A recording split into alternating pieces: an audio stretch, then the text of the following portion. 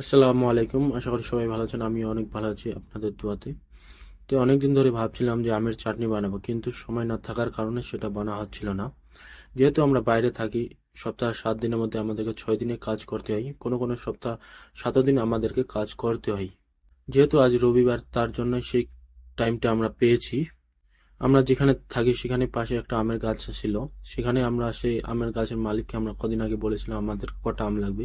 সে বলছে যখন লাগবে নিয়ে যাস। তো আজকে সেই গাছে আমরা আম তুলতে চলে আসছি, রাহুল আর আমি। তো অনেকক্ষণ ঝাঁটাঝাঁটি করে কিন্তু পড়ার নাম নিচ্ছিল আমগুলা। রাহুল বলছে আর আমি পারবো না, তুমি দেখো। আমি বললাম আমাকে দে, আমি দেখি। তো আমি একটা ঝাঁটি না 7-8টা পড়ে গেছে, তখন রাহুলকে মানে বললাম যে অনেকগুলা হয়ে গেছে, আর লাগবে না, চলো। তো ওইগুলা নিয়ে চলে আসলাম রুমে।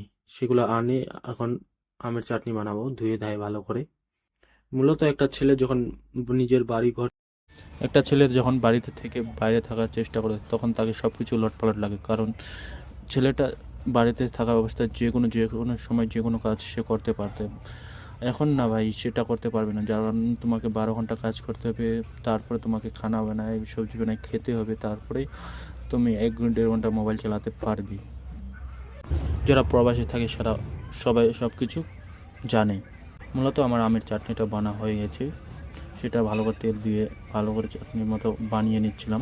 রাহুল চেক করে দেখছে, রাহুল হচ্ছে অনেক টেস্টি হয়েছে, তার জন্য সেটাই খেয়ে দেখছে অনেক টেস্টি হয়েছে ঠিকই।